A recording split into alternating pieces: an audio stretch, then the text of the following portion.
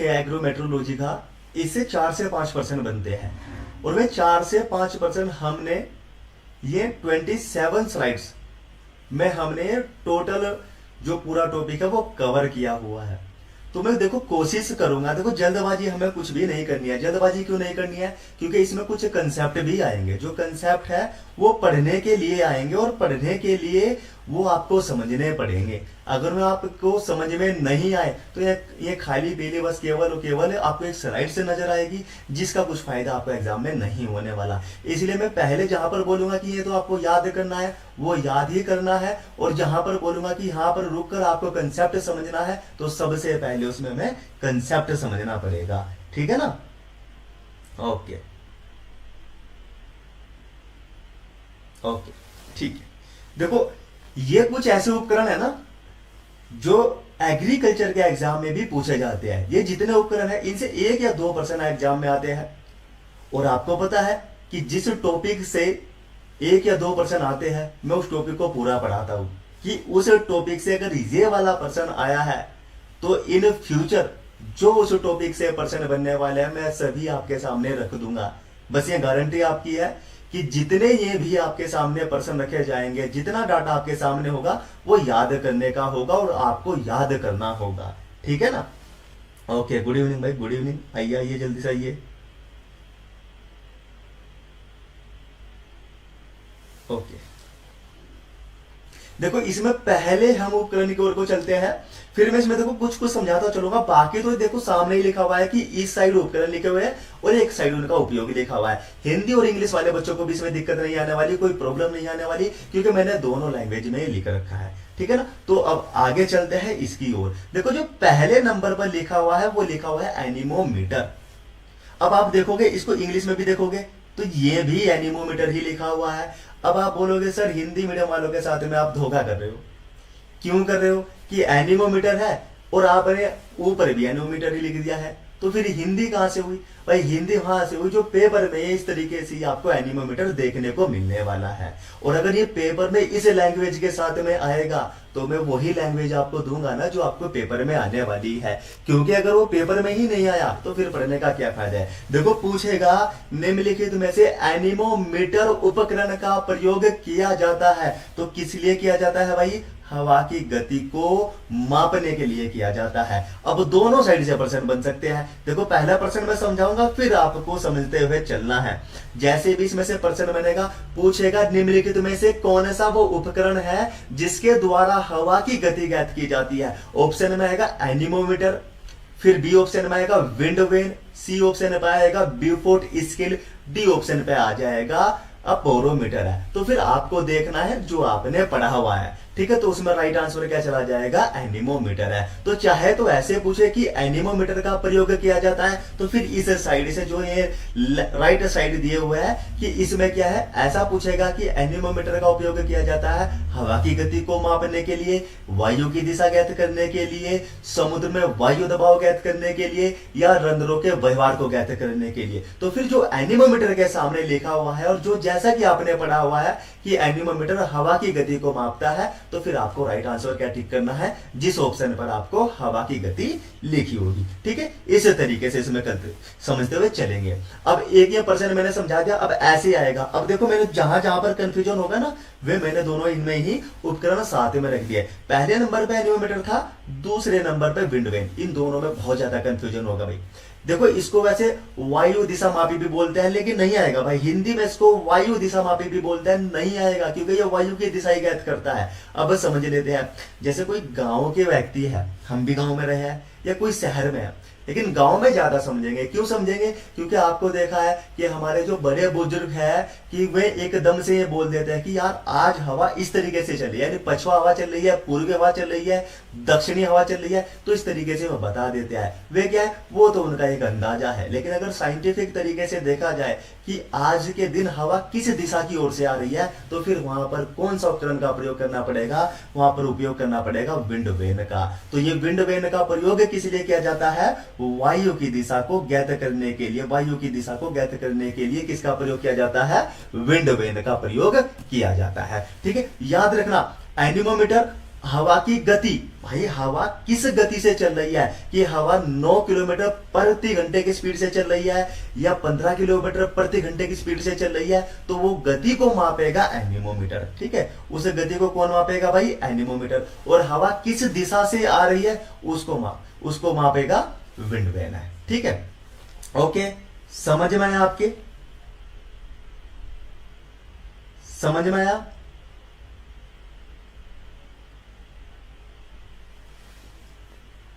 Okay, अब जो इसमें तीसरा जो हमें उपकरण दिया हुआ है वो देखेगा ब्यूफोर्ट स्केल।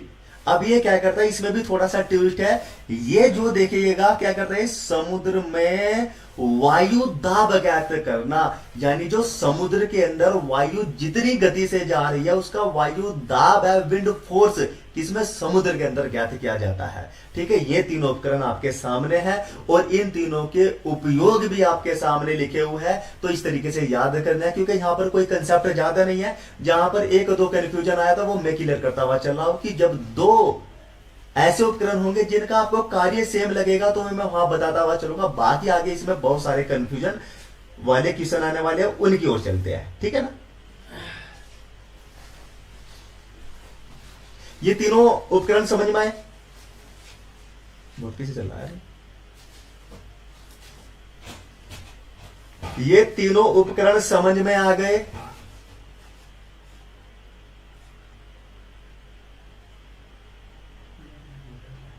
नहीं, क्लास पीछे चलिए तो ठीक है।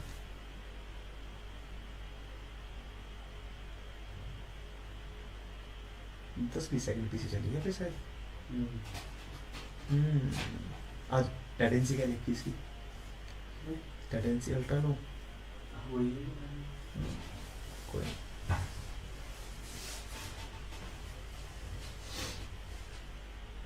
वो पीछे का दिखा रहा है।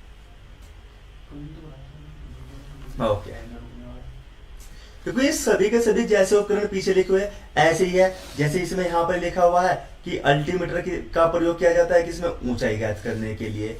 एनारोइड बैरोमीटर, अब यहां से याद करना भाई, ये जो एनारोइड बैरोमीटर है, जो ये एनारोइड बैरोमीटर है, इसका प्रयोग केवल और केवल वायु दाब को ज्ञात करने के लिए किया जाता है। अभी हम ये वाला पढ़ के आए हैं ब्यूफोर्ट स्केल, ये भी वायु दाब ज्ञात कर रहा है, लेकिन ये कहां पर वायु दाब को ज्ञात करता है, समुद्र के अंदर। ये कहां पर ज्ञात करता है, समुद्र के अंदर। और अगर पूछे, केवल इतना पूछे कि निम्नलिखित में से कौन सा वो उपकरण है जो वायु दाब ज्ञात करता है, तो वो आएगा एनारोइड बैरोमीटर है। ठीक है, अब ये तीसरे वाला कौन सा है, क्रिस्कोग्राफ। क्रिस्कोग्राफ का उपयोग किसके किया जाता है भाई, पौधों की वृद्धि ज्ञात करने के लिए, कि जैसे आपने पौधा लगाया, किस वृद्धि से वो ग्रोथ कर रहा है, कितने समय में उसने कितनी ग्रोथ की, तो उसको मापने के लिए किसका प्रयोग किया जाएगा भाई, क्रिस्कोग्राफ का प्रयोग इसमें किया जाएगा। अब नेक्स्ट स्लाइड्स की ओर चलते हैं।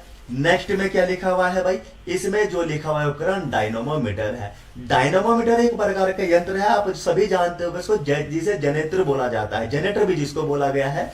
ये क्या करता है, देखो जनरेटर में वो एक यंत्र है, तो उसके अंदर ऊर्जा कैसी होगी, यानी यांत्रिक ऊर्जा होगी। तो वो क्या करेगा, यांत्रिक ऊर्जा को विद्युत ऊर्जा में बदलता है। पहला प्रश्न यहां से आ जाएगा, क्योंकि ये इंजीनियरिंग का भी प्रश्न है, ये इंजीनियरिंग का भी प्रश्न है। इंजीनियरिंग का कैसा प्रश्न है भाई, ये इंजीनियरिंग का ऐसा प्रश्न है, पूछेगा निम्नलिखित में से वो कौन सा उपकरण है जो यांत्रिक ऊर्जा को विद्युत ऊर्जा में बदलता है, तो वो कौन सा आएगा, डायनोमोमीटर आ जाएगा।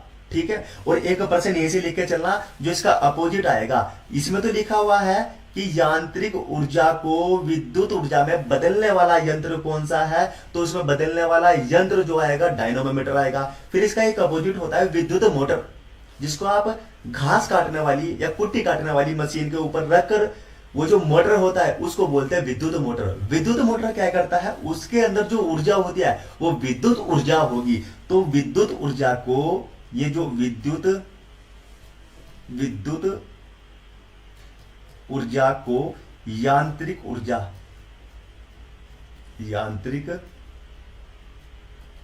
ऊर्जा में कौन सा उपकरण बदलता है, तो वह है विद्युत मोटर है।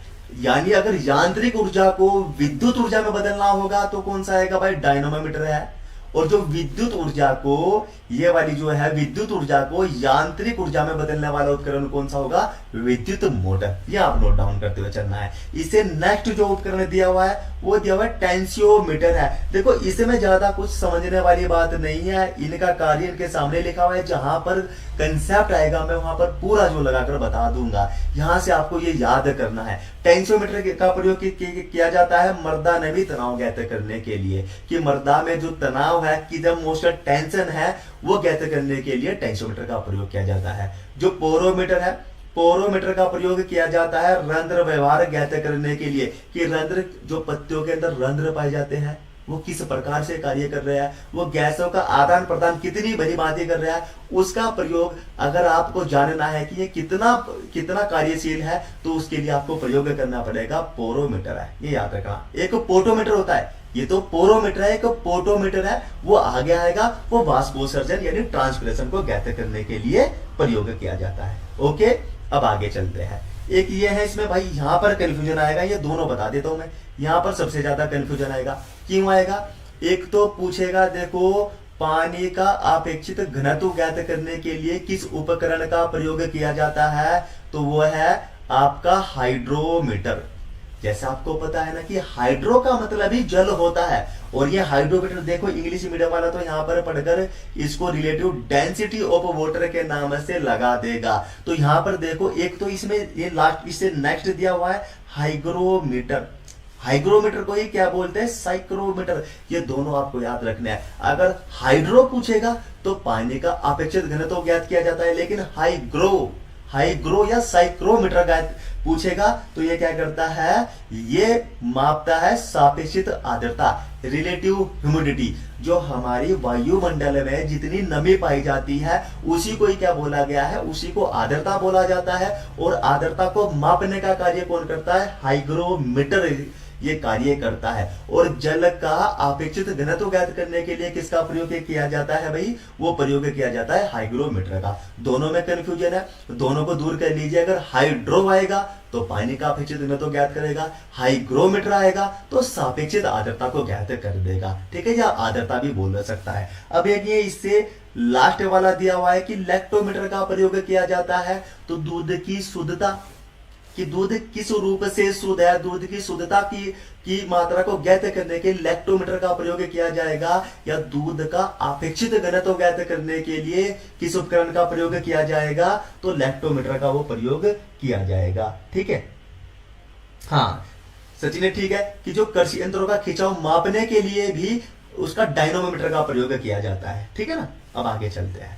अब ये वाली जो स्लाइड्स है इसमें से हमने कवर कर लिया है। अब आगे देखो, जल्दी जल्दी आगे चलेंगे क्योंकि कंसेप्ट आ गया, ये तो आपका याद करने का पार्ट है। देखो लाइसीमीटर से, अगर लाइसीमीटर उपकरण का प्रयोग करना पड़ेगा तो दो चीज इससे नापते। देखो वाष्पोत्सर्जन।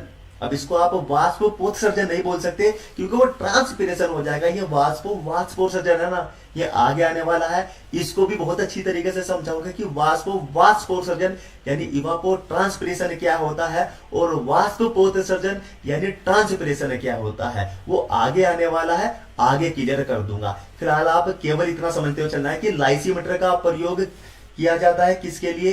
एक तो भाई वाष्पोत्सर्जन ज्ञात करने के लिए, और एक है निक्षालन। अब देखो ये निक्षालन के नीचे एक लीचिंग लिखा हुआ है, तो मेरे भाई इसको भी याद करना कि बाई चांस लीचिंग इस तरीके से लिख देता है वो कि निम्नलिखित में से लीचिंग।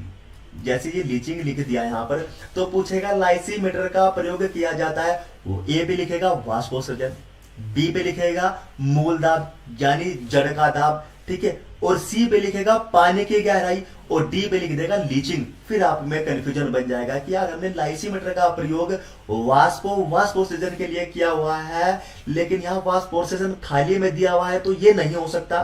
बी पे आप जाओगे मूल दाब भी नहीं हो सकता, सी पे आप जाओगे पानी की गहराई भी नहीं हो सकता, तो डी पे एक मिलेगा लीचिंग। आप इसको भी छोड़ दोगे। क्यों छोड़ दोगे? केवल आपने ये वाला जो ये पढ़ा है ना हिंदी में केवल कि निक्षालन, तो इसलिए बोलता हूं ये जो इंग्लिश में लीचिंग दिया हुआ है ना, इसको इंग्लिश में ऐसे लिख के दे देगा लीचिंग। तो ये थोड़ा ये भी याद रखना, ठीक है, कभी आता हुआ पर्सन आप गवा दो। ठीक है, अब आगे चलते हैं। अब ये मैनोमीटर होता है, मैनोमीटर का प्रयोग किसमें किया जाता है? मूल दाब ज्ञात करने के लिए। ये मूल क्या होता है भाई? ये मूल क्या होता है? मूल होती है जड़, जो जड़ है मृदा के अंदर किस दाब से वो लगी हुई है, कितना दबाव उसने मिट्टी के अंदर डाल रखा है, उसी को ज्ञात करने के लिए मैनोमीटर का प्रयोग किया जाता है। इससे नेक्स्ट जो उपकरण है वो है भाई पीजोमीटर। पीजोमीटर क्या करता है, पानी की गहराई ज्ञात करने के लिए, यानी आपको किसी भी समुद्र या तालाब की गहराई ज्ञात करनी है तो पीजोमीटर यंत्र का आपको प्रयोग करना होगा। ठीक है, अब आगे चलते हैं। ठीक है ना, ये यहां से याद करते हुए चलना है। ओके, देखो पिकोनोमीटर, ये जो पिकोनोमीटर है ना, याद रखना, देखो भाई ये क्या है, एक पिकोनोमीटर है, ये मृदा का अपेक्षित घनत्व ज्ञात करता है। मृदा का अपेक्षित घनत्व पिकोनोमीटर ज्ञात करेगा। और मृदा के अंदर, जो मृदा के अंदर है ना, सोयल मॉइस्चर टेंशन, यानी मृदा नमी तनाव को ज्ञात करने के लिए टेंसोमीटर का प्रयोग किया जाएगा। अभी जस्ट मैं पढ़ा के आया हूं कि मृदा नमी तनाव पूछेगा तो क्या आएगा, मृदा नमी तनाव पूछेगा तो टेंसोमीटर आ जाएगा। और मृदा का अपेक्षित घनत्व ज्ञात करने के लिए पूछेगा तो पिकोनोमीटर। अगर आप जब इसको क्लास खत्म होने के बाद एक बार रिवीजन दे लोगे तो ये आपके याद हो जाएंगे। ऐसे नहीं याद होने वाले, कभी आप सोचो कि क्लास में याद हो जाए, क्योंकि याद करने का पूरा ये पाठ है। अब आगे चलते हैं, अगले वाला जो पाठ है इसमें है, ये है पोटोमीटर। अब पोटोमीटर और पोरोमीटर में पीछे पढ़ा के आऊं, ये तो पोटोमीटर है भाई। पोटोमीटर क्या कर सकता है, ये देखो वाष्पोत्सर्जन ज्ञात करता है। पोटोमीटर वाष्पोत्सर्जन ज्ञात करता है, जिसको ट्रांसपिरेशन इंग्लिश में बोला गया। ठीक है ना, अब आगे आ गया इवेपोरेशन, इवेपोरोमीटर।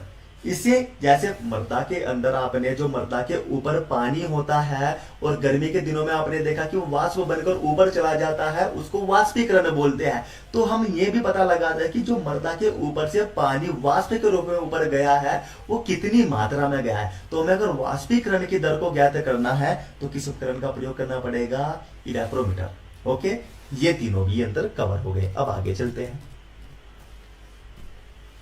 अब यहां से थोड़ा ध्यान देना, ये दोनों बहुत ज्यादा कंफ्यूजन करेंगे और पेपर में सबसे ज्यादा ही आते हैं, पेपर में भी सबसे ज्यादा ये आते हैं। तो यहां से थोड़ा सा ध्यान देके चलना है। अब देखो इसमें पहला जो उपकरण इस स्लाइड्स पे लिखा हुआ है वो पायरे हेलियोमीटर। अब इसमें देखो आपको एक चीज याद करनी है, जो ये हेलियो है ना, हेलियो वाले को बिल्कुल टारगेट करना है कि वरना कंफ्यूजन आएगा कि ये तो पायरे हेलियोमीटर है और एक नीचे ये जो लिखा हुआ है ना, ये पायरेनोमीटर है। तो इन दोनों में कंफ्यूजन बनता है। इन दोनों को कंफ्यूजन को हटाने के लिए मैं आपको एक इसमें छोटी सी ट्रिक बताने वाला हूं, जो आपके सामने इसमें आ जाएगी। जैसे इसमें पायरे हेलियो, हेलियो का मतलब है क्या होता है भाई, हाफ। देखो इसमें भी लिखा हुआ है हेलियो, ये इसमें भी हेलियो लिखा हुआ है। तो हेलियो का मतलब होता है हाफ, हाफ का मतलब होता है आधा। तो आगे देखते हैं इसके क्या लिखा है, यानी ये क्या करता है, पायरे हेलियोमीटर क्या करता है, प्रत्यक्ष सौर विकिरण को ज्ञात करता है। प्रत्यक्ष का मतलब है जो प्रत्यक्ष रूप से, पूरा नहीं, टोटल नहीं, जो प्रत्यक्ष रूप से हमें दिखाई दे रहा है कि कितना प्रकाश है, कितना विकिरण है जो पृथ्वी पर आ रहा है, तो उसको अगर प्रत्यक्ष बोल दे, ये लिखा है, इसका ध्यान रखना, बहुत ज्यादा इसका ध्यान रखना। जब बोलेगा प्रत्यक्ष सौर विकिरण को ज्ञात करने का यंत्र कौन सा है, तो प्रत्यक्ष से याद कर लेना। प्रत्यक्ष का मतलब है कि आधा ही प्रकाश, आधा ही विकिरण पृथ्वी पर आ रहा है। तो इसका मतलब है हमने आधे के लिए एक ट्रिक पढ़ी हुई है, पायरे हेलियो, यानी जिस भी उपकरण के अंदर हेलियो होगा वो उसका आंसर चला जाएगा। अब पायरेनोमीटर क्या बोलता है, पायरेनोमीटर जो इसके अंदर ये पायरेनोमीटर बोलता है कि जितना भी प्रकाश, चाहे वो प्रत्यक्ष रूप से आ रहा है, चाहे वह अप्रत्यक्ष रूप से आ रहा है, रुक कर आ रहा है या सीधे जा रहा है, जितना भी प्रकाश से पृथ्वी पर आकर इकट्ठा हो रहा है उसको ज्ञात करने के लिए यंत्र कौन सा है, तो वो यंत्र है पायरेनोमीटर। यानी ये क्या करता है, कुल सौर विकिरण को ज्ञात करता है। कुल सौर विकिरण जब बोलेगा तो पायरेनोमीटर है। जब प्रत्यक्ष सौर विकिरण, प्रत्यक्ष का मतलब भी आपको आधा मान लेना है कि प्रत्यक्ष की बात कर रहा है तो आधा ही प्रकाश आ रहा है, और आधा प्रकाश आ रहा है तो हेलियोमीटर का कहीं ना कहीं प्रयोग होगा और पायरे उसके आगे लिखा होगा। अब तीसरा जो इसमें उपकरण है इस स्लाइड्स में वो है प्लिनोमीटर। प्लिनोमीटर इसे बोलते हैं। तो पत्ती सतह का क्षेत्रफल, यानी आपने पता है कि जो पौधों की पत्तियां होती है वो जैसे फैली होती है, तो एक ऐसा यंत्र है कि उस पत्तियां कितने क्षेत्रफल पर फैली हुई है उस यंत्र के द्वारा उनका क्षेत्रफल ज्ञात किया जाता है। तो पत्ती सतह का क्षेत्रफल ज्ञात करने के लिए कौन से यंत्र का प्रयोग किया जाता है भाई, प्लिनोमीटर का प्रयोग किया जाता है। ओके, अब चलते हैं आगे अगले वाली स्लाइड्स पे। ये स्लाइड्स हो गई खत्म।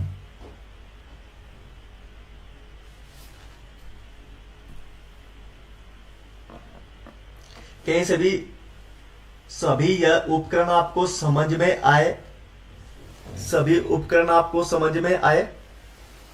अगर समझ में आए वो तो यस लिखेगा, अगर समझ में आए हो तो यस लिखिएगा।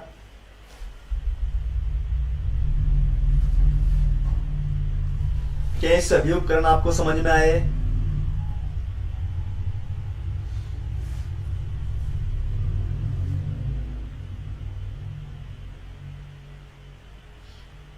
क्या सभी उपकरण आपको समझ में आए? इसे चलाएगा रिपोर्ट आपको।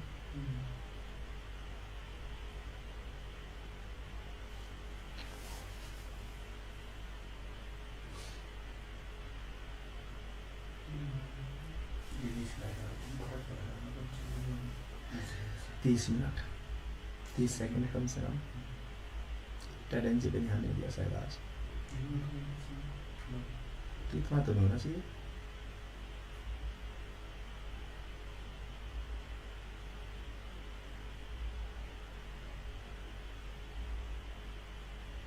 ओके बच्चे थोड़ा कोऑपरेट करना ना, पता क्या हो रहा है आज जो लाइव तो चल रहा है लेकिन 10 से 20 सेकंड पीछे दिखा रहा है, ठीक है ना। तो मैं शायद अगली स्लाइड्स पे चल जाऊं और वो 10 सेकंड बाद आपके सामने आए, तो थोड़ा कोऑपरेट करके चलना, समझते हुए चलना, क्योंकि ऐसे टाइम खराब हो जाएगा। माना मैं आपका वेट करूंगा और आगे मैं ना जाऊं तो टाइम खराब हो जाएगा। मैं आगे बढ़ता हूं, पीछे से आप इसको याद करते हुए चलना। ओके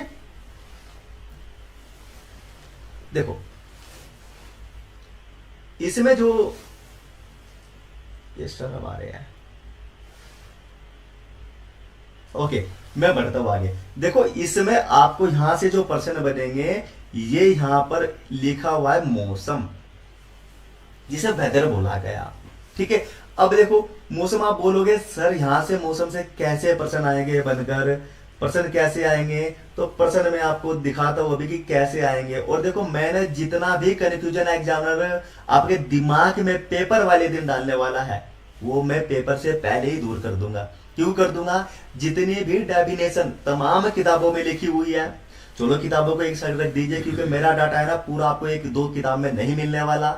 ये मैंने बहुत ऑथेंटिक रूप से डाटा बना रखा है और आपको वो लैंग्वेज इसमें प्रोवाइड करा रखी है ना कि एग्जामिनर जिस लैंग्वेज से प्रश्न पूछ रहा है, मैंने सभी के सभी इसमें वो मेंशन कर रखी है, ठीक है। वो मेंशन कर रखी है। अभी बताता हूं कि आपको इसमें मौसम की डेफिनेशन में, वेदर की डेफिनेशन में किस प्रकार से एग्जामिनर पागल बनाता है। देखो इसमें क्या लिखा हुआ है आगे, देखो इसमें क्या है भाई, यानी किसी दिए गए स्थान से है भाई। स्थान या माना कि अगर आप आज गुरुकुल नार्सन में हो और एक दूसरा जो स्टूडेंट है वो टिहरी गढ़वाल में, मैं यहाँ रानी खेत में बैठा हूं, तो आज का मौसम है तो इसी दिए हुए स्थान के अकॉर्डिंग होगा। देखिए इसमें आगे लिखा हुआ है कि किसी दिए गए स्थान तथा समय पर, ठीक है, कोई दिक्कत नहीं है भाई कि आज का जो हमारा स्थान है जहां पर हम प्रस्तुत है, उपस्थित है, और जो समय हुआ है उसी पर ही वातावरण की, भाई वातावरण ही तो है ना कि वायुमंडल के अंतर्गत ही तो मौसम आएगा। तो वातावरण की देखो क्या है, क्षणिक, कभी तो ये लगा के देगा आपको, क्षणिक अवस्था, छोटी अवस्था, लघु अवस्था को क्या बोला गया, मौसम बोला जाता है। समझ में आया?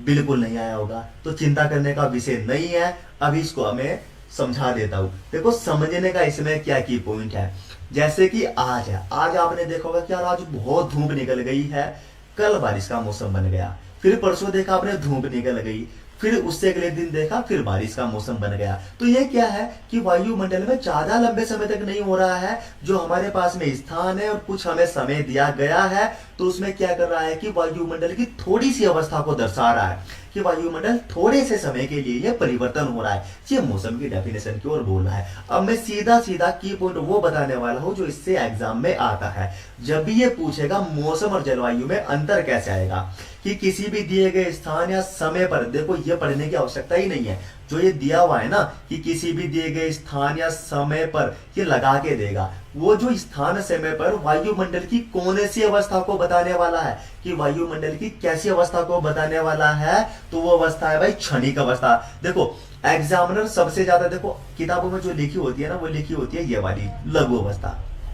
अब लघु अवस्था तो किताबों में लिखी हुई है, चलो आपने ये पढ़ लिया कि अगर वायुमंडल की कोई भी लघु अवस्था किसी भी स्थान या समय पर बनी हुई है, लघु अवस्था के लिए वायुमंडलीय दशा बनी हुई है, तो उसको मौसम बोल देगा। आपने पढ़ लिया लघु, लेकिन पेपर में देगा इस वाली लैंग्वेज के साथ में कि किसी भी दिए गए स्थान पर तथा समय पर वायुमंडल की क्षणिक अवस्था, क्षणिक का मतलब होता है छोटी, तो आपको हिंदी में इतना ज्यादा कंफ्यूजन डाल देता है। तो क्षणिक अवस्था आप सोचोगे यार ये क्या बोल दिया इसने, कहीं ये वायुमंडल में जलवायु की तो बात नहीं कर रहा है, क्योंकि हमें अगर मौसम की डेफिनेशन पढ़नी है ना, तो लघु अवस्था आनी चाहिए, यानी छोटे थोड़े समय के लिए आनी चाहिए। लेकिन ये क्षणिक है क्या, तो क्षणिक का मतलब भी होता है थोड़ा सा, यानी कुछ समय के लिए। और फिर कभी आपको लगा के देगा कि वायुमंडल की छोटी अवस्था किसी भी स्थान पर या किसी भी समय पर बनी रहेगी, तो उसको मौसम कहा दिया जाएगा। ठीक है, तो क्षणिक, छोटी, लघु अवस्था है, किसी भी समय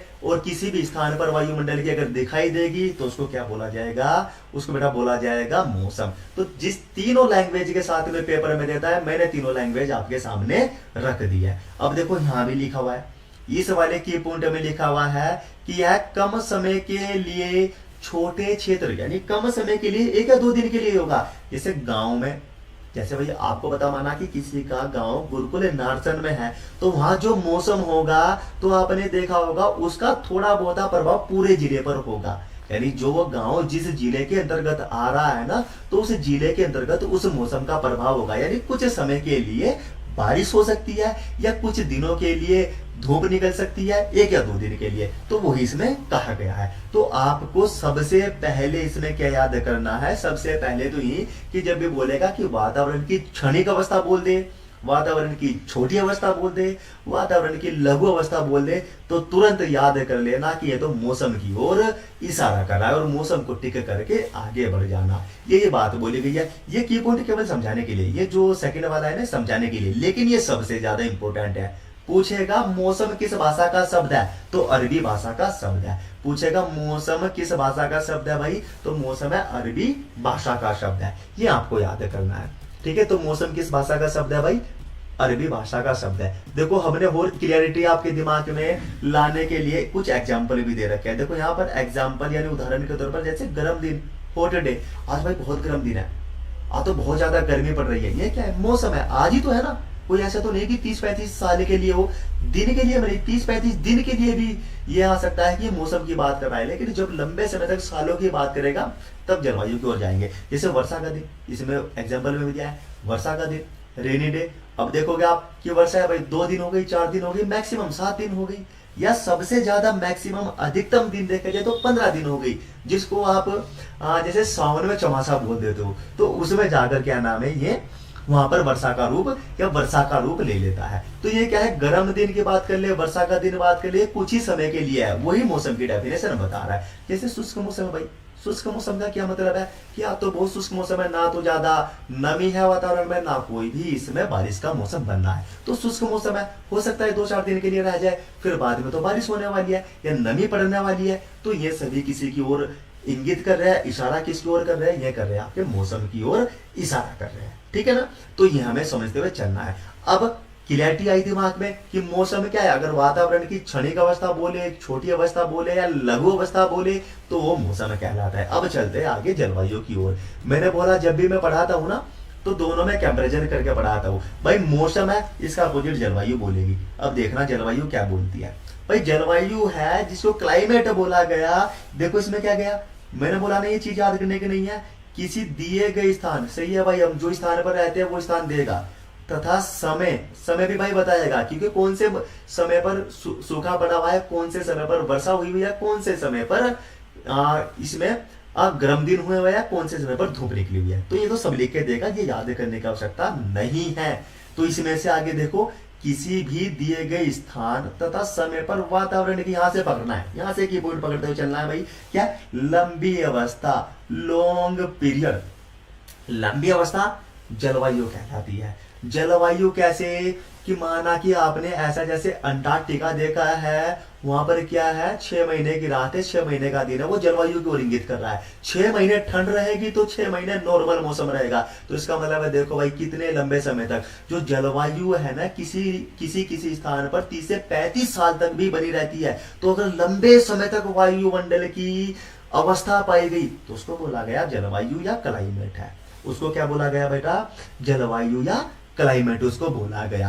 अगर वायुमंडल की क्षणिक छोटी या लघु अवस्था पूछेगा तो मौसम है, और अगर वायुमंडल की लंबी अवस्था पूछेगा तो फिर जलवायु है। देखो अब यहां पर मैंने मेंशन कर रखा है, इसमें इसके कुछ उदाहरण में दे रखा है कि अब बड़े क्षेत्रों जैसे भाई जोन, जोन का मतलब पता समझते हो आप कि हम नॉर्थ जोन में है या दक्षिणी जोन में है, जैसे हम उत्तरी जोन में और एक दक्षिणी जोन है हमारे भारत का। तो ये दो जोन चलता है कि हम उत्तरी जोन में है, हम उत्तरी जोन में रहते हैं ना, उत्तर दिशा की ओर रहते हैं, और नीचे जो साउथ है, दक्षिण है, वहां पर जोन है। तो ये अगर उत्तर दिशा में कोई जलवायु बनी हुई है तो दक्षिण दिशा में भी वैसी ही बनी रहेगी। जैसे देखो आगे ये राज्य, यानी ये अब जिले गांव तक सीमित नहीं है, पूरे राज्य में एक समान रहेगी। राज्य में हो सकती है, देश में समान होगी या महाद्वीप में समान होगी। यहां से क्लैरिटी आनी चाहिए कि अगर लंबी अवस्था हुई वातावरण की तो वो लंबी अवस्था पूरे देश, पूरे राज्य, पूरे जोन और पूरे महाद्वीप जिसके अंदर देश भी आते हैं वहां पर बनी रहती है। ये सब बकवास है इस चीज के अंदर। ये आपके केवल दिमाग को क्लैरिटी देगी। अगर जो बच्चा एक्स्ट्रा ऑर्डिनरी होता है ना कि मुझे बिल्कुल क्लैरिटी चाहिए, तो उसके लिए मैंने मेंशन कर रखा है। वरना दो चीज आपको उसमें पढ़नी है, वायुमंडल की क्षणिक छोटी या लघु अवस्था लगा के दे देगा, मौसम को ठीक करना। वायुमंडल की लंबी अवस्था किसी भी समय किसी भी स्थान पर जलवायु को ठीक करना। दोनों क्लियर हो गए? दोनों क्लियर हो गए ना? दोनों क्लियर हो गए? आगे बढ़ते हैं। देखो जहां कंसेप्ट आएगा ना वहां मैं बहुत अच्छे से समझा दूंगा, किसी को ये बोलने की आवश्यकता नहीं होगी कि सर मेरी समझ में नहीं आया है, क्योंकि मुझे पता है ना कि कहां बच्चों का कंफ्यूजन आएगा और कितनी बार मुझे रिवीजन करके यहाँ पे बोलना है। ठीक है, तो आराम से सुनते जाना। सबसे ज्यादा मुझे सुनना, कभी इसको लिखने की, जो नए बच्चे जुड़े हुए हैं ना, कभी इसको लिखने की फिराक में हो, अभी लिखना नहीं, ग्रुप में इसका ये पूरा पीडीएफ आ जाता है। फिलहाल आप मुझे सुनोगे, कंसेप्ट स्ट्रॉन्ग करोगे, किस प्रकार से प्रश्न एग्जाम में आते हैं वो सुनोगे। ठीक है, आगे चलते हैं। अब आ गया आगे जलवायु का वर्गीकरण। जलवायु का वर्गीकरण, क्लासिफिकेशन ऑफ क्लाइमेट। ठीक है ना, क्लासिफिकेशन ऑफ क्लाइमेट। अब यहां से देखो, अब ये कुछ यहां पर साइंटिस्ट दिए हुए हैं, इनके अनुसार भी पेपर में प्रश्न बनते हैं। और कैसे प्रश्न बनते हैं? ये किताबों में जैसे लिखे होते हैं पेपर में वैसे नहीं बनते हैं। और आप इसमें अगर किताबों में पढ़ोगे तो इसको छोड़कर चल दोगे। देखो पहला चलते हैं। पहला जो जलवायु का वर्गीकरण किया, किसने किया भाई? डी कैंडोल ने किया। डी कैंडोल ने किया। तो पहला प्रश्न तो यहीं से पढ़ लेते हैं। निम्नलिखित में से किस वैज्ञानिक ने सर्वप्रथम जलवायु को वर्गीकृत किया था? ए ऑप्शन पे कैंडोल, बी ऑप्शन पे कोपेन, सी ऑप्शन पे टोरोल और डी ऑप्शन में इनमें से कोई नहीं है। तो कौन सा जाएगा? डी कैंडोल, क्योंकि इसने कब दिया था ये वर्गीकरण? भाई 1900 में दिया था। ठीक है, ये एक प्रश्न तो जलवायु का यहां से खत्म हो गया। अब इसकी लैंग्वेज से देखना कि जो इसके आगे डेफिनेशन टाइप कुछ लिखा हुआ है, इससे किस प्रकार से प्रश्न बनता है। अब देखते हैं क्या लिखा है कि डी कैंडोल ने क्या बताया था। तो ये देखिए क्या लिखा हुआ है इसके आगे कि वनस्पति के आधार पर जलवायु का वर्गीकरण करने वाला प्रथम व्यक्ति। ठीक है, अब यहां से सुन लीजिए प्रश्न कैसा आएगा। पूछेगा निम्नलिखित में से किस वैज्ञानिक ने वनस्पति, वनस्पति तो समझ रहे हो ना, पेड़ पौधे जो होते हैं, कि वनस्पति के आधार पर जलवायु को वर्गीकृत किया था। तो ऑप्शन में डी कैंडोल आएगा, ऑप्शन पे कोपेन आएगा, ऑप्शन में ट्रोल आएगा और ऑप्शन में एमएस स्वामीनाथन भी आएगा। तो क्या राइट आंसर जाएगा? D Candolle. 2% कैंडोल से बन गए कि जलवायु का प्रथम वर्गीकरण किसने किया था? डी कैंडोल ने किया था। वनस्पति के आधार पर जलवायु का वर्गीकरण करने वाला प्रथम व्यक्ति कौन था? डी कैंडोल था। अब नेक्स्ट साइंटिस्ट की ओर चलते हैं। दूसरा साइंटिस्ट है कोपेन। कोपेन ने यह वर्गीकरण कब दिया? 1936 में। इसके बाद ये भी आया, तो इसने भी कुछ अपना वर्गीकरण दिया कि जलवायु को हम इस वनस्पति के आधार पर तो बांट सकते हैं, इसमें और कुछ भी ऐड हो जाए तो उसके आधार पर भी हम जलवायु को बांट देंगे। तो जलवायु को अलग से क्लासिफाई करने वाले फिर 1936 में आ गए कोपेन। कोपेन ने क्या बोला आगे लिखा हुआ है, देखते हैं। इसमें मौसम तत्व वेदर एलिमेंट के आधार पर विश्व जलवायु को, ध्यान देना, विश्व की, यानी अब भारत की बात नहीं चल रही है, पूरे विश्व की जलवायु को 5 समूह में वर्ग विभाजित किया गया। अब आपकी समझ में नहीं आया होगा, अब बता देता हूं, 2% यहां से निकाल दूंगा, पेपर में 2 ही आएंगे, तीसरा % नहीं आने वाला है। यहां से पूछेगा निम्नलिखित में से कौन सा वो वैज्ञानिक है जिसने जलवायु का वर्गीकरण है मौसम तत्व के आधार पर किया गया। अब मौसम तत्व आप पूछोगे भाई ये मौसम तत्व है क्या सर, इसमें कैसे तत्व हो गए? मौसम तत्वों का आधार ये है कि भाई तापमान कैसा है, बारिश कितनी हुई है, नमी कितनी है, इस तरीके से ये जो मौसम के अंदर परिवर्तन है इन्हीं को ही मौसमी तत्व बोला गया। तापमान हो गया, पानी हो गया, बरसात हो गई, इस प्रकार से जितने भी प्रकार से ये तत्व है ये मौसमी तत्व कहलाते हैं। तो पहला प्रश्न है इसमें से मौसम तत्व के आधार पर यानी वेदर एलिमेंट के आधार पर जलवायु का वर्गीकरण करने वाला वैज्ञानिक कौन था? तो कौन था बेटा? कोपेन था। दूसरा प्रश्न ऐसे आएगा निम्नलिखित में से विश्व जलवायु को 5 समूह में, विश्व जलवायु को 5 समूह में वर्गीकृत या विभाजित करने वाला वैज्ञानिक कौन था? वो भी कोपेन था। समझ में आ गए? दोनों के जो आंसर है इसमें से आ गए। सर वनस्पति की इंग्लिश क्या होती है? वेजेटेटिव या बोटनिकल, ठीक है ना। जो वनस्पति की जो होती है ना वेजेटेटिव या बोटनिकल, अकॉर्डिंग टू बोटनिकल भी बोल सकते हैं या वेजेटेटिव भी इसको बोल सकते हैं, ठीक है ना। वेजेटेटिव मेरे हिसाब से ज्यादा बेटर रहेगा। अब ये जो तीसरा इसमें है भाई ट्रोल। अब ट्रोल को भी देखते हैं। आजकल तुमने ये शब्द सुना होगा यार वो बहुत ज्यादा ट्रोल करता है यानी इरिटेट करता है, तो यहाँ वैसा शब्द नहीं है, ये ट्रोल वैज्ञानिक है। ट्रोल को पढ़ लेते हैं कि ट्रोल ने भी क्या किया भाई, जब डी कैंडोल आ गया, कोपेन आ गया, तो ट्रोल कैसे पीछे रह सकता है? ये तो वैसे ही सबको ट्रोल कर देता है ना। अब आगे चलते हैं, इसे क्या पूछता है? ये बोलता है यार तापमान यानी टेम्परेचर तथा ह्यूमिड मंथ, यानी ह्यूमिड मंथ देखो बेटा इसको मैं लिख देता हूं, इसको बोला गया आर्द्र, इसको लिख लेना आर्द्र महीने, आर्द्र माह। यानी पूछेगा निम्नलिखित में से कौन सा वो वैज्ञानिक है जिसने जलवायु को तापमान यानी तापमान तथा आर्द्र माह, यानी आर्द्र माह का मतलब है कि 12 महीनों में से कितने वो महीने हैं जो नमी से भरपूर मात्रा में भरे रहते हैं। आपने देखा होगा कि अगर हम अप्रैल से जून की बात करें तो बहुत ही कम नमी देखने को वायुमंडल में मिलती है क्योंकि बहुत ज्यादा तापमान होता है। लेकिन जुलाई के बाद में जब बारिश होने लगती है, बरसात होने लगती है, तो फिर मौसम में नमी होने लगती है। तो उसी के आधार पर है कि इसने बोला कि भाई अगर 12 महीने में से 4 महीने में आर्द्र माह रहते हैं, यानी आर्द्र का मतलब है ह्यूमिड, यानी इसका मतलब है नमी युक्त महीने रहते हैं। तो पूछेगा निम्नलिखित में से कौन सा वो वैज्ञानिक था जिसने जलवायु को तापमान व आर्द्र माह के आधार पर वर्गीकृत किया? तो वो था ट्रोल, ठीक है। अब यहां से ट्रोल के वर्गीकरण से प्रश्न पूछे जाते हैं भर भर के। वे 2 थे, ऊपर जो डी कैंडोल है, कोपेन है, ठीक है, उनका परिभाषा के साथ में खत्म हो जाता है। ये इसकी परिभाषा के अनुसार और फिर इसमें की पॉइंट लगा हुआ है एक ये वाला, यहां से देखना होगा। यह वर्गीकरण देखो क्या लिखा हुआ है, यह वर्गीकरण कृषि उद्देश्य के लिए उपयुक्त है। पूछेगा निम्नलिखित में से कौन सा जलवायु का वर्गीकरण है जो कृषि यानी एग्रीकल्चर के लिए सबसे महत्वपूर्ण है? कैंडोल का वर्गीकरण, कोपेन का वर्गीकरण, ट्रोल का वर्गीकरण या सभी?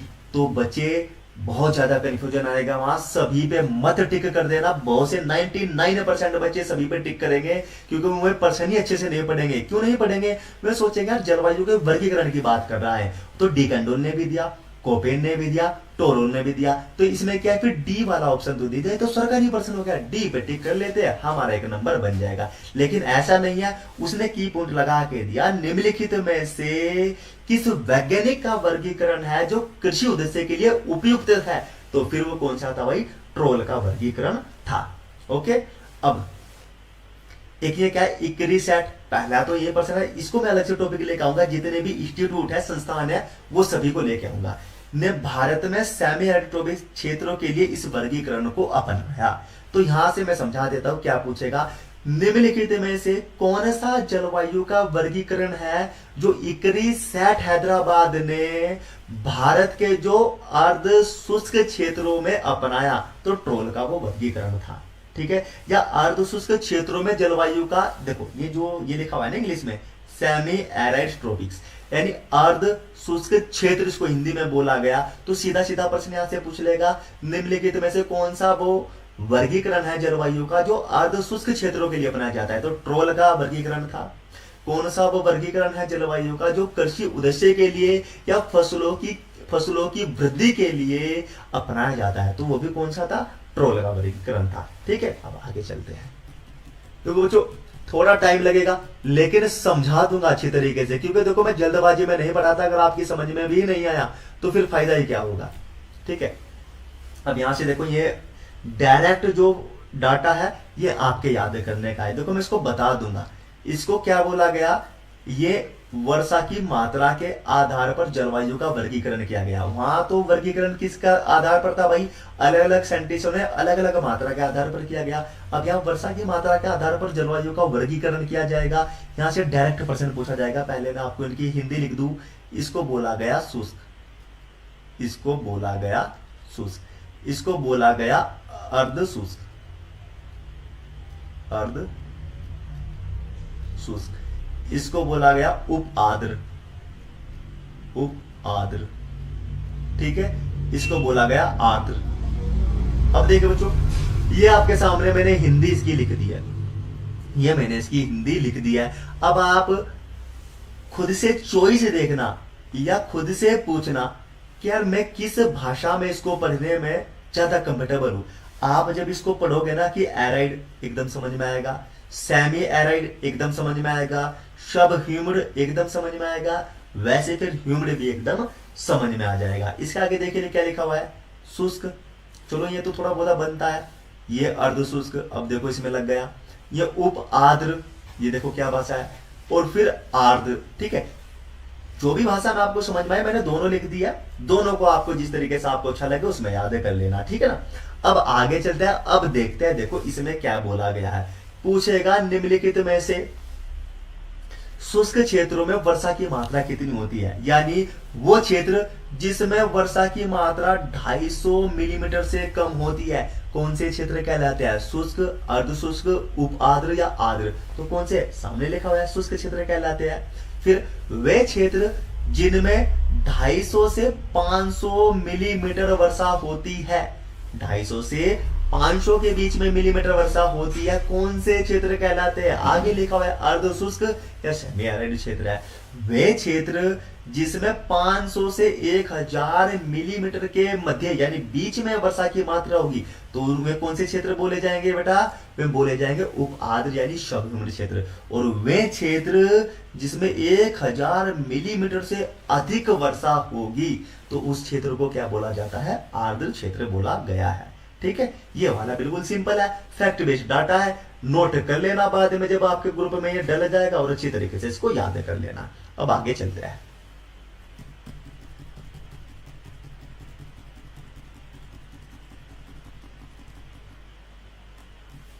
ओके, देखो अब चला गया वायुमंडल।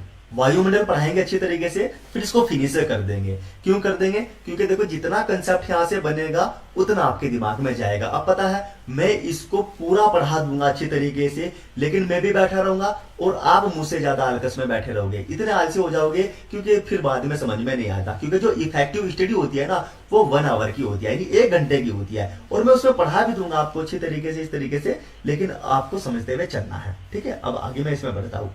अब देखो एटमॉस्फेयर दिया हुआ है जिसको वायुमंडल बोला गया। अब ये वायुमंडल है ना भाई, वायुमंडल से हमेशा पेपर में देख लेना 1 से 2% देखने को मिलेंगे, और वे सेलेक्टिव क्वेश्चंस हमने यहाँ पर डाल रखे है ना कि कुछ भी बाहर नहीं जाने वाला। पेपर में अगर एग्रोमेट्रोलॉजी से कुछ आएगा तो इन्हीं स्लाइड्स में से आएगा, बाकी कहीं से नहीं आने वाला। आप जब ये टॉपिक कंप्लीट हो जाएगा यूट्यूब पे डाल लेना या कोई सी ऐप में चले जाना, किसी भी बुक्स में देखना, जब क्वेश्चन लगाने के लिए जाओगे तो सेम यहीं से पर्सन आपको देखने को मिलेंगे। ठीक है, ये बच्चों को बाद में समझ में आता है, जो वो 400, 500, 1000, 2000 की बुक खरीद लेते हैं ना कि शायद सर ने कुछ कम पढ़ा रखा है तो हम बुक पढ़ लेते हैं। तो जब बुक पढ़ने के बाद में फिर मेरे पास में मैसेज आते हैं कि सर आपने जितना पढ़ा रखा है सभी बुक में वही मिल रहा है। तो मैं फिर यही बोल रहा हूँ ना, क्यों पैसे बर्बाद कर रहे हो, इसको पढ़ो, अपना पेपर में यहीं से बनेगा सब कुछ।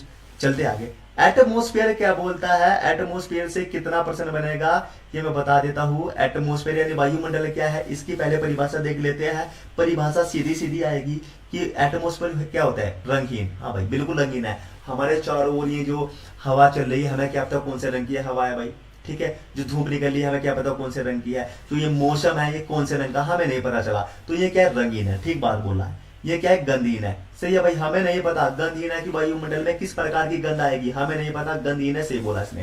तथा, तथा के आगे क्या लिखा, स्वाधीन, यानी 3 टर्म लगा के दे रहा है कि जो यह वायुमंडल है रंगीन है, बिल्कुल रंगीन है क्योंकि कोई रंग नहीं है। फिर आगे इसने बोला गंधहीन है, बिल्कुल गंधहीन है क्योंकि कोई भी इससे गंध नहीं आ रही है, सुगंध नहीं आ रही है। फिर बोला इसने तीसरे टर्म के साथ में स्वाधीन है, भाई बिल्कुल स्वाधीन है क्योंकि हमने चख के नहीं देखा कि इसका स्वाद कैसा है। तो जब भी ऐसा बोलेगा कि एक रंगीन है, गंधहीन है तथा स्वाधीन, पृथ्वी के चारों ओर गैसों का मिश्रण है, क्योंकि गैसों का मिश्रण है, गैसों का रंग हमें नहीं पता भाई कैसा है, और गैस किस किस उसका क्या नाम है, गंध किस प्रकार की और उसका स्वाद किस प्रकार का है हमें नहीं पता। तो इसलिए इसमें लिख दिया है कि रंगहीन, गंधहीन और स्वादहीन पृथ्वी के चारों ओर जो गैसों का मिश्रण है उसको एटमॉस्फेयर बोला गया।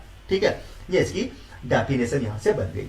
अब आगे चलते हैं इसमें। अब ये जो दूसरा इसमें की पॉइंट दिया हुआ है, यह पृथ्वी की सतह से, समझना इसको, पृथ्वी की जैसे जहां पर हम है, यहाँ पृथ्वी की सतह से वायुमंडल जहां तक है, कितनी ऊंचाई है उसकी बेटा, उसकी ऊंचाई 1600 किलोमीटर तक फैला है। ठीक है, 1600 किलोमीटर तक फैला। अब ये जो तीसरे वाला की पॉइंट है इसमें, यहां से बहुत इंपोर्टेंट चीज आने वाली है, यहां से इसको याद करना। 1600 किलोमीटर ऊंचाई कितनी थी भाई वायुमंडल की, 1600 किलोमीटर की ऊंचाई हमें दिखा दी गई है कि 1600 किलोमीटर की ऊंचाई तक वायुमंडल फैला हुआ है। 1% यहां से बन जाता है भाई, जो 1600 किलोमीटर की ऊंचाई तक है। इसमें विभिन्न प्रकार की परतें भी आगे आने वाली है, ये आगे भी लिखा हुआ है, देखो यहाँ पे लिखा हुआ है कि ये संरचना है, इसकी संरचना में आगे परतें आएंगे। देखो यहाँ पर भी लिखा हुआ है कि 4 परतों में बैठा हुआ है, तो आगे परतें भी आएगी। उन 4 परतों में अलग अलग प्रकार के काम भी होंगे, अलग अलग कार्य भी होंगे, क्या क्या उसमें घटना घट रही है वे सभी होगी।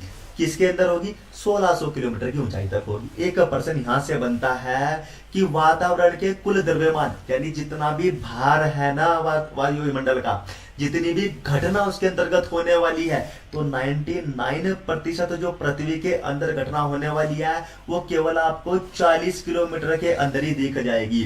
प्रश्न आएगा पेपर में, निम्नलिखित में से वायुमंडल के कुल द्रव्यमान का 99% भाग पृथ्वी सतह से कितनी किलोमीटर की दूरी पर पाया जाता है। ऑप्शन में आएगा, इस तरीके से देखना, यहाँ पर ऑप्शन में आएगा 40 किलोमीटर, 60 किलोमीटर और 80 किलोमीटर, 80 किलोमीटर और 160 किलोमीटर। तो फिर ऑप्शन क्या जाएगा भाई, ये वाला जो 40 किलोमीटर है इसके अंदर पाया जाएगा कि 40 किलोमीटर के अंदर ही वायुमंडल की तमाम घटना घटित हो जाती है। इसलिए वाले की बोर्ड इसमें लिख के दिया है कि वायुमंडल, जब प्रश्न आएगा ना बन के कि वायुमंडल की कुल द्रव्यमान का 99% पृथ्वी सतह के कितने किलोमीटर के अंदर पाया जाता है, तो कितने किलोमीटर के अंदर पाया जाता है बच्चों, वो पाया जाता है 40 किलोमीटर के अंदर। ऑप्शन भी आपको दे रखे हैं। अब आगे चलते हैं, वायुमंडल की संरचना को देख लेते हैं कि जो वायुमंडल की संरचना है ये बनी किससे है, यानी स्ट्रक्चर ऑफ एटमॉस्फेयर। अब यहां से एक प्रश्न है, देखो बच्चों, अगर आपको वाकई बहुत सीरियस तरीके से तैयारी करनी है ना, तो एक एक की पॉइंट को पकड़ना है। मेरे साथ में आपको 4 से 6 महीने के लिए जुड़ना है। बाकी इसमें मैं आपको इतना समझा दूंगा ना, आपका कोर्स तो रहेगा लाइफ टाइम के लिए, मतलब जब तक आप देख सकते हो, जब तक आपका पढ़ाई का मन है, आपकी ऐप में कोर्स रहेगा ये।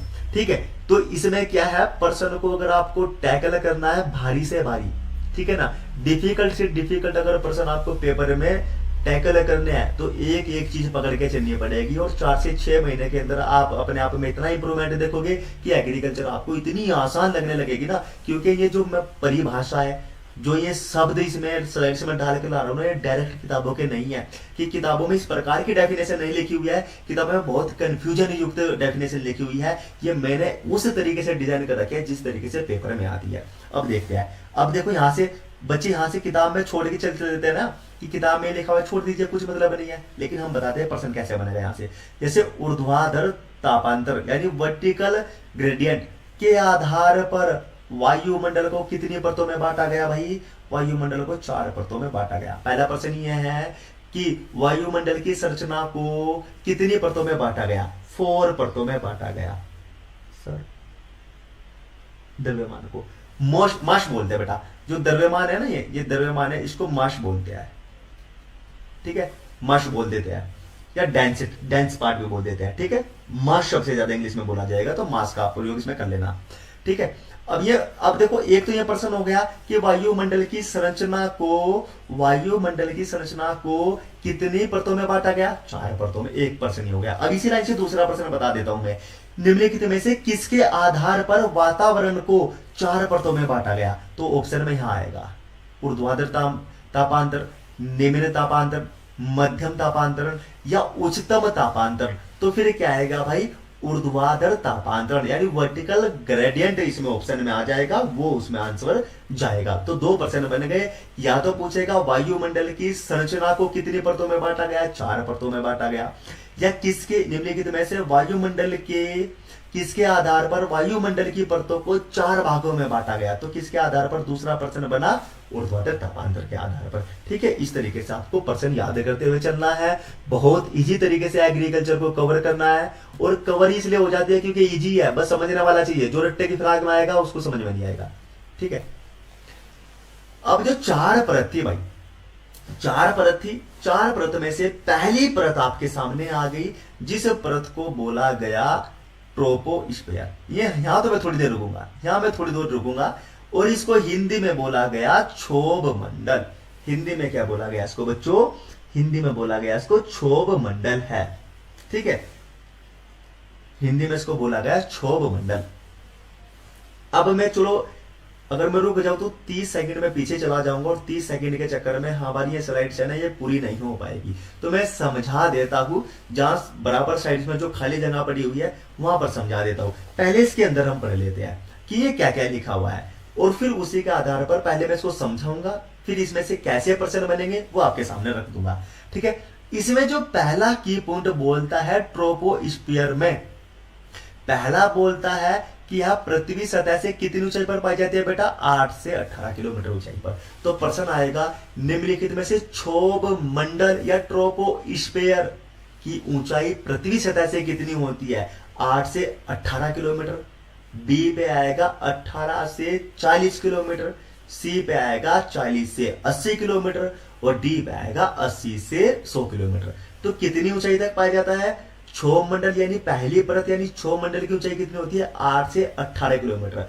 अगर मेरे बच्चों ये इसमें ज्यादा अंदर घुस जाए, माना आपने 8 से 18 किलोमीटर की ऊंचाई तक पढ़ लिया, और ये इसके अंदर ज्यादा घुस गया, तो फिर पूछेगा निम्नलिखित में से जो क्षोभ मंडल है उसकी ऊंचाई 8 से 18 किलोमीटर है, जिसमें 8 किलोमीटर ऊंचाई किस क्षेत्र में नापी गई है? तो यहां आगे दे रखा है, देखो मैंने लिख रखा है कि ध्रुवों से 8 किलोमीटर है, तथा भूमध्य रेखा से क्या है? 18 किलोमीटर है। ध्रुवों को देखो इंग्लिश में क्या बोला गया? ध्रुवों को बोला गया इंग्लिश में पोलार, और इसको बोला गया इक्वेटर, ठीक है। अब ये ध्रुव अगर पूछेगा कि क्षोभ मंडल की ध्रुवों पर ऊंचाई कितनी है, तो 8 किलोमीटर है। और भूमध्य रेखा पर पूछेगा, भूमध्य रेखा पर कितना पूछेगा, तो 18 किलोमीटर है। ये इक्वेटर इसको बोला गया है, ठीक है। ऐसे याद करना है। पहला प्रश्न, पहला की पॉइंट ये बताया। अब दूसरा की पॉइंट क्या है इसमें? ये रहा वायुमंडल की सबसे निचली परत है। यहां से जो बच्चे हैं बस ऐसे पढ़ के चल देते हैं, तभी तो देखो अगर किसी का कंसेप्ट और बेसिक पूरा है ना, उसे किसी भी कोचिंग की आवश्यकता नहीं पड़ती। कोचिंग की आवश्यकता पड़ती है कि किस प्रकार से प्रश्न पुट ऑफ एग्जाम में होते हैं, और कितनी हमें नॉलेज चाहिए जिसे हम पहली ही बार में एग्जाम को क्रैक कर सकते हैं। तो 4 परत है, जैसे पहली परत क्षोभ मंडल हो गई, दूसरी परत समताप मंडल हो गई, तीसरी परत मध्य मंडल हो गई, और फोर्थ जो बहिर्मंडल हो गई।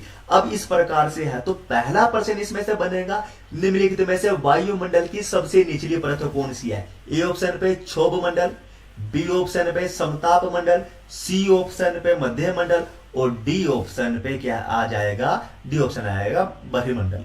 तो कौन सी है? ट्रोपोस्फियर है या क्षोभ मंडल है।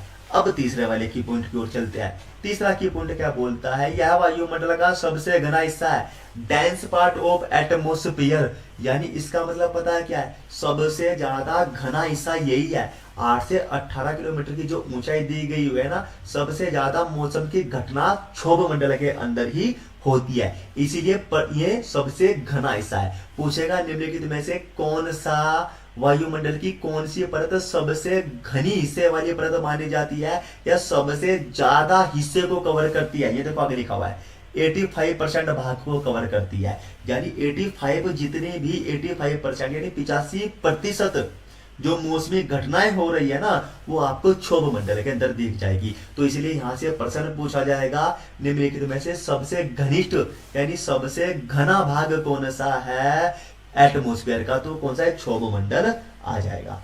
अब इसमें जो इससे फोर्थ वाले पर, इस वाले पर जो लिखा हुआ है कि मौसम संबंधी सभी परिवर्तन इसी में होते हैं, यानी जिसमें चाहे ओलावृष्टि हो, आंधी तूफान आए, बादल का फटना हो, सभी किस में होंगे, क्षोभ मंडल के अंतर्गत होते हैं। तो जब मौसम संबंधी सभी परिवर्तन, इस परिवर्तन को याद रखना, ये लिखा हुआ कि वह परिवर्तन ही हो रहा है भाई। कभी तो बारिश आ गई, आंधी तूफान आ गए, थोड़ी देर में बिजली कड़कने लगी, चमकने लगी, और थोड़ी देर में बादल फट गए, तो ये क्या हो रहा है, परिवर्तन हो रहा है। तो जब मौसम से संबंधित सभी परिवर्तन इसी में होते हैं, तो इसी कारण इसको क्या बोलते हैं, परिवर्तन मंडल बोला जाता है।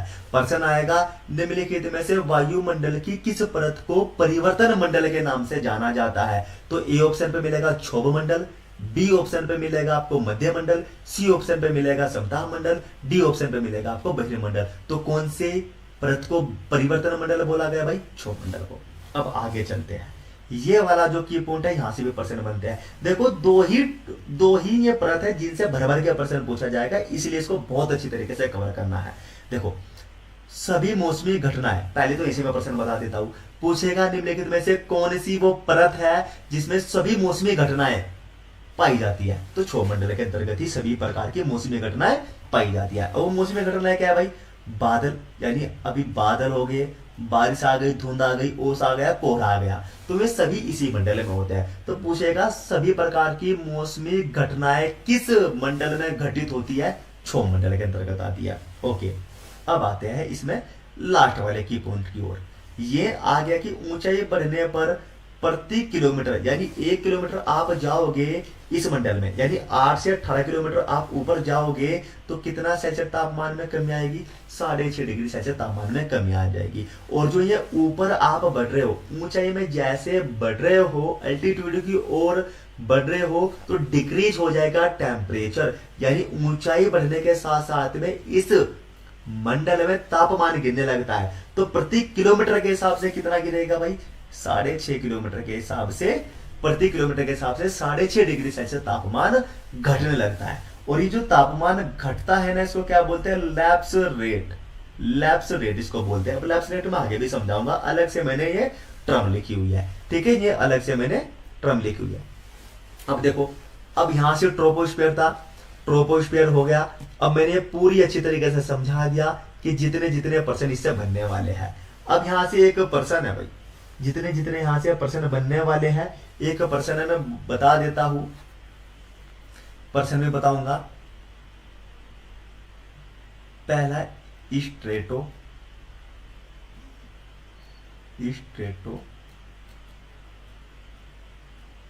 स्फीयर, बी पे क्या है, ट्रोपोस्फीयर,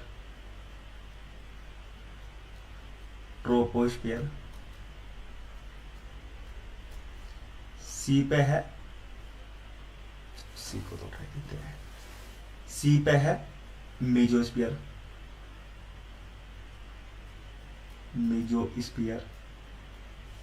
और डी पे आ गया इनमें से कोई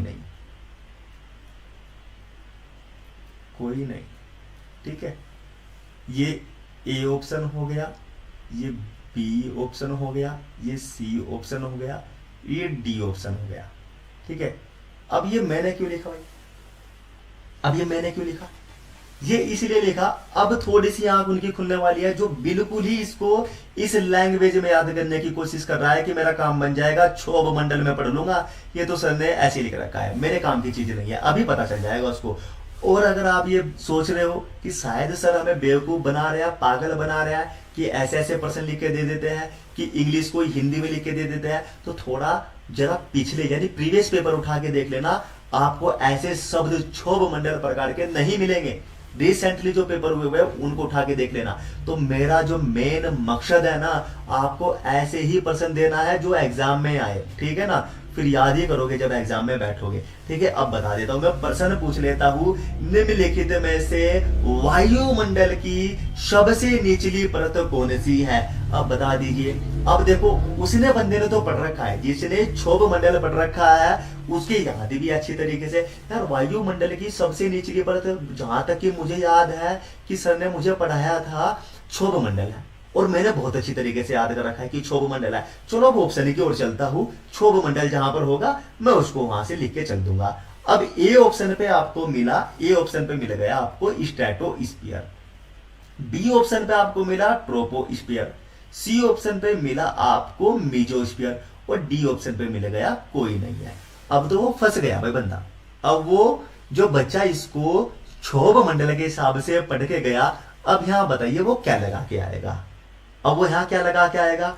वो गलती ही करके आएगा। क्यों गलती करके आएगा? वो ये बोलेगा यार क्षोभ मंडल मैंने पढ़ा है, क्षोभ मंडल तो कहीं नहीं, मजे आगे डी वाला ऑप्शन को टिक कर देता हूं, ये रहा मेरा वाला डी ऑप्शन। तो क्षोभ मंडल नहीं दिया, बाहर आएगा, दो दोस्तों से भिड़ेगा, अरे यार तुम तो गलत करके आए, मैं तो बहुत ईजी था, डी पे रखा हुआ था, कोई नहीं, ऐसे लगाना था, किसी बेवकूफ एग्जामिनर ने बनाया, हमने बेवकूफ तरीके से उसको डी पे लगा दिया। लेकिन एग्जामिनर आपको बेवकूफ बना रहा है। भाई ये जो ट्रोपोस्फीयर है ना, क्षोभ मंडल बड़ी मुश्किल से लिखे देगा आपको। वो क्या देगा? जिसने दोनों लैंग्वेज में पढ़ रखा है ना, ट्रोपोस्फीयर भी इसको बोला जाता है, और मैं बोलूं ना, ये जो ये है 80% आपको इसी लैंग्वेज में देखने को मिलेगा ट्रोपोस्फीयर। ये 20% में आपको क्षोभ मंडल के हिसाब से आ सकता है पेपर में, क्षोभ मंडल में आ सकता है, बाकी नहीं आएगा। ठीक है ना?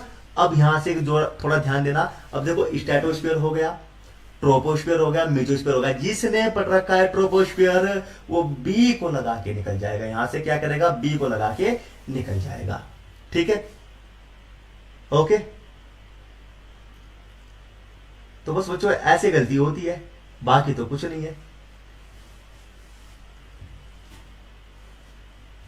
अब देखो ये चार ऑप्शन है, यहीं से पूरे के पूरे प्रश्न बन जाएंगे। अब निम्नलिखित में से वायुमंडल की कौन सी परत में सबसे घनिष्ठ हिस्सा माना जाता है, यानी सबसे ज्यादा भाग कौन सी परत कवर करती है? ट्रोपोस्फीयर है। निम्नलिखित में से कौन सी परत को परिवर्तन मंडल के नाम से जाना जाता है? ट्रोपोस्फीयर है। निम्नलिखित में से सभी मौसमी घटनाएं किस परत में घटित होती है? ट्रोपोस्फीयर है। निम्नलिखित में से ऊंचाई बढ़ने के साथ साथ में 6.5 डिग्री सेल्सियस या निम्नलिखित में से कौन सी परत में लैप्स रेट देखने को मिलती है? लैप्स रेट तो ट्रोपोस्फीयर है। आ गया बेटा अब समझ में? अब आ गया उनकी समझ में, जो केवल ये सोच रहा था आंख बंद करके कि क्षोभ मंडल को मैं याद कर लूं। ठीक है ना? अगर वो क्षोभ मंडल के हिसाब से हो जाए ना, तो उसको छोड़ के चला जाएगा एग्जाम में। ठीक है, तो ये याद रखना थोड़ा। अब चलते आगे।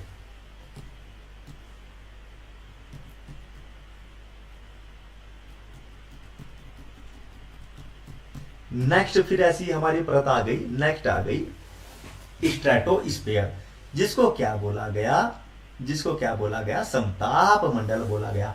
मैंने पहले ही बोला कि क्यों इन्होंने बोला कि 40 किलोमीटर के अंदर तक ही वायुमंडल का 99% भाग पाया जाता है, क्योंकि जो क्षोभ मंडल यानी ट्रोपोस्फीयर हो गया और स्ट्रेटोस्फीयर यानी समताप मंडल हो गया, सभी प्रकार के प्रश्न और सभी प्रकार की घटनाएं इन्हीं दोनों मंडल में होती है, बाकी तो दोनों ऐसे ही है। देखो इसमें पहले पूछते हैं, तो ये तो याद ही करना है भाई, ये तो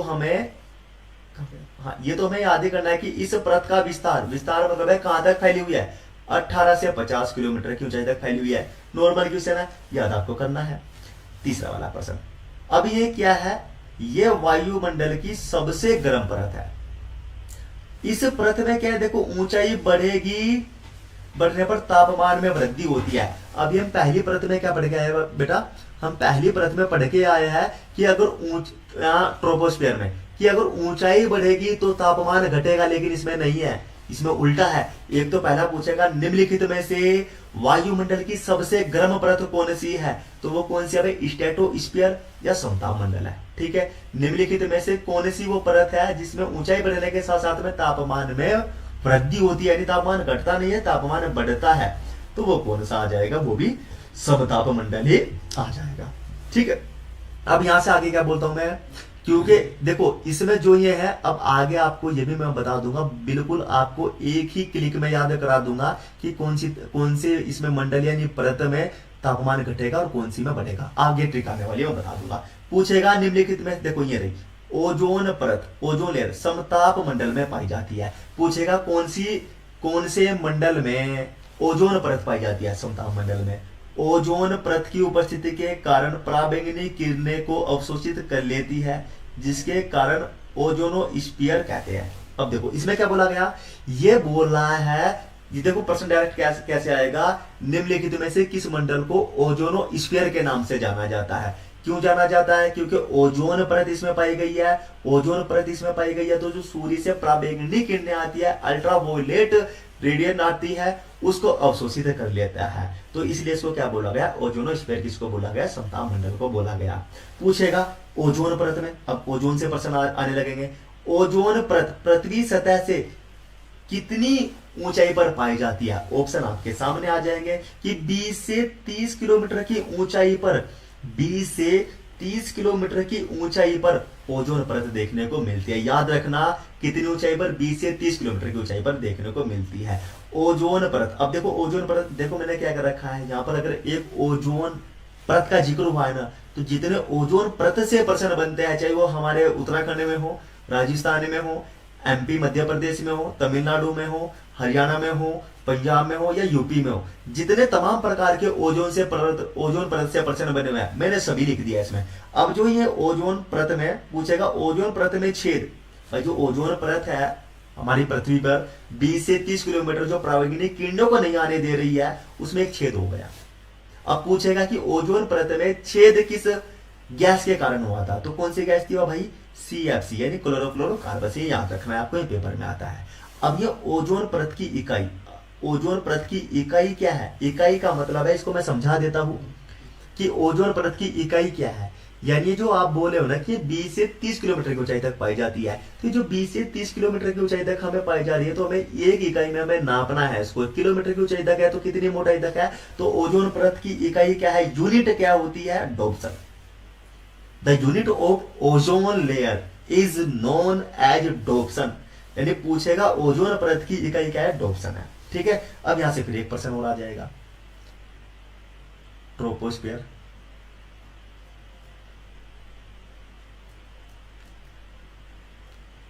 troposphere, stratosphere, mesosphere, D पे कोई नहीं, ये A option, B option, C option और ये क्या है, डी ऑप्शन। अब यहां से फिर आएगा, देखो फिर मैं ये क्यों यहां पर मैं ज्यादा से ज्यादा फोकस कर रहा हूं, क्योंकि आपकी समझ में कम से कम जहां पर जो कंसेप्ट बेस्ड क्वेश्चन है वो 90% क्लास में ही समझ में आ जाए। अब यहां से देखना भाई, अब यहां से जो पेपर में प्रश्न आएंगे, अब यहां से देखना, पूछेगा निम्नलिखित में से वायुमंडल की सबसे गर्म परत कौन सी है, फिर वो मार खाने वाले हैं जो समताप मंडल याद करके बैठे हैं। अब समताप मंडल याद करके बैठे हैं, तो अब यहां पर देख लीजिए, क्योंकि समताप मंडल आपको ऑप्शन में ही नहीं मिलेगा, तो कौन सा आएगा, स्ट्रेटोस्फीयर है, यहां आ जाएगा। पूछेगा निम्नलिखित में से कौन से मंडल में ओजोन परत पाई जाती है, स्ट्रेटोस्फीयर, बी ऑप्शन में लिखा हुआ है। किस मंडल को ओजोनोस्फीयर के नाम से जाना जाता है, स्ट्रेटोस्फीयर। पूछेगा फिर तो ओजोन वाली है, यही वाले प्रश्न यहां से पूछेगा। ठीक है, ऐसे ही आते हैं। ओके, अब आगे चलते हैं।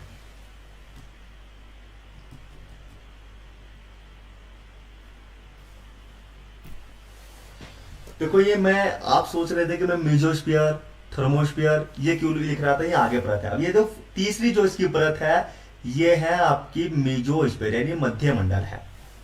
अब मध्य मंडल है अब इसमें एक चीज है, अब देखो भाई उसमें था ऊंचाई 18 से 50 किलोमीटर, अब इसकी जो समता मंडल या जो मध्य मंडल की ऊंचाई है वो कितनी होती है, ये 50 से 80 किलोमीटर की ऊंचाई तक पाया जाता है।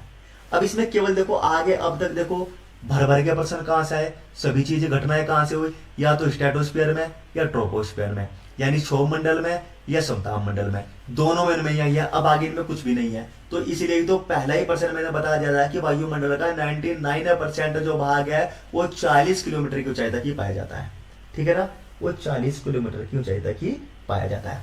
अब देखते हैं इसमें एक तो ऊंचाई याद करनी है मध्य मंडल की, यानी इसको देखो मीजोस्फीयर के नाम से जरूर याद करना है।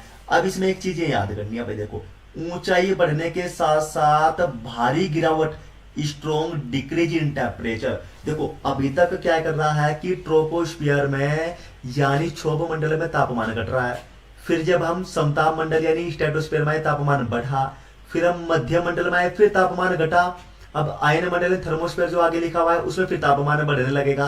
तो एक प्रश्न ऐसा है देखो घटेगा, लेकिन यहां से सबसे इंपॉर्टेंट जो प्रश्न बनेगा उसको बहुत अच्छी तरीके से याद करना है, इसमें की पॉइंट लगा के देगा। जब भी ये बोले निम्नलिखित में से ऊंचाई बढ़ने के साथ साथ तापमान में भारी गिरावट, ये वाला शब्द जरूर याद रखना, क्योंकि फिर गिरावट तो तापमान में तो गिरावट है, जो तापमान में कमी है वो क्षोभ मंडल में भी आ रही है, तो क्षोभ मंडल भी ऑप्शन में होगा, मध्य मंडल भी ऑप्शन में होगा, अयन मंडल भी ऑप्शन में होगा और आपका समताप मंडल भी ऑप्शन में होगा। तो फिर गलती कर दोगे, तो ये वाला इसमें की पॉइंट है ना, ये वाला बिल्कुल रट मारना कि जब ये वाला प्रश्न पूछे निम्नलिखित में से ऊंचाई बढ़ने के साथ साथ में भारी गिरावट, तापमान में भारी गिरावट किस मंडल में आती है, तो फिर आपका राइट आंसर क्या जाएगा, ये जाएगा मध्य मंडल। अगर नॉर्मल पूछ लिया कि तापमान में गिरावट कैसे आती है, कौन से तापमान में मंडल में आती है, तो फिर वो जाएगा आपका क्षोभ मंडल, क्योंकि फिर वहां पर मध्य मंडल ऑप्शन में नहीं आएगा, ठीक है,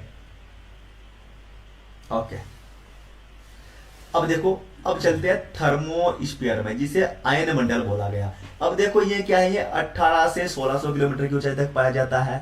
अब इसको देखो, अब ये क्या है जो थर्मो यहां से पूछेगा, देखो इसको मैंने थर्मोस्फीयर को ना यहां से जो ये इंग्लिश में लिखा हुआ है इसको हिंदी में इस तरीके से लिखा गया है।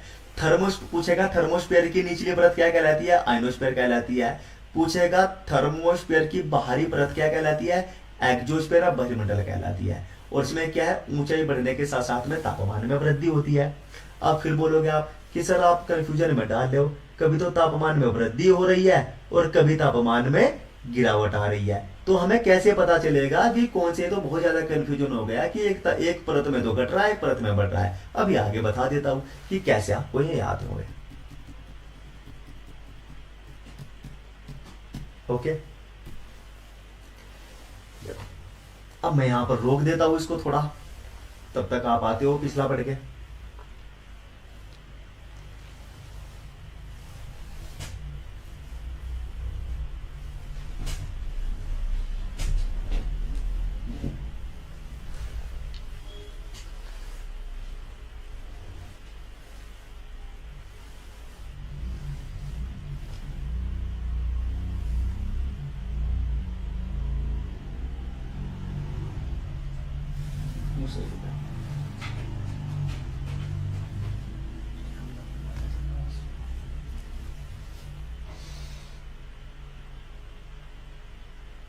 ओके भाई रावत जी कर देंगे, वो कर दिया।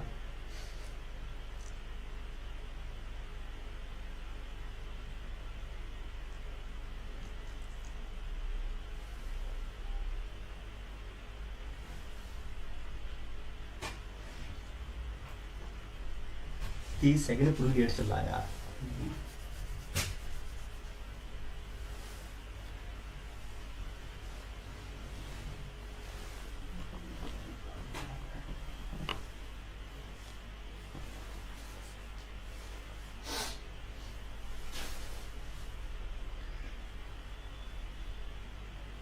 देखो भाई चलो स्टार्ट करते हैं।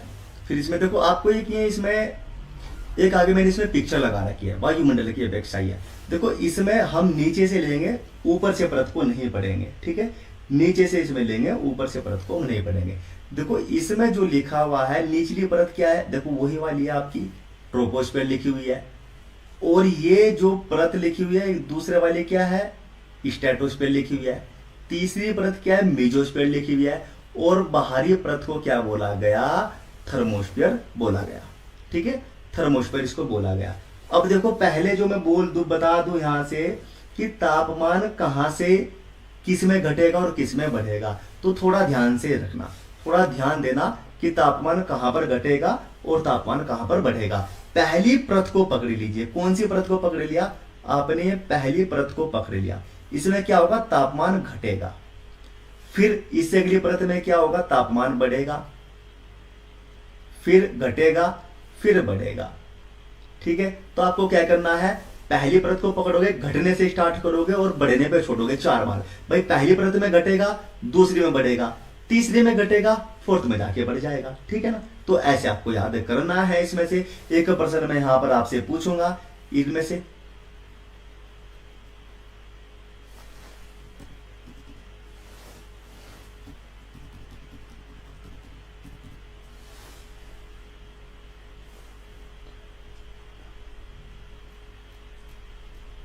ट्रोपोस्फियर, एक क्या है, मेसोस्फियर।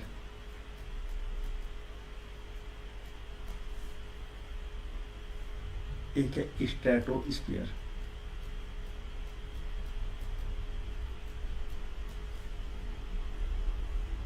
और एक आ गया थर्मोस्फियर।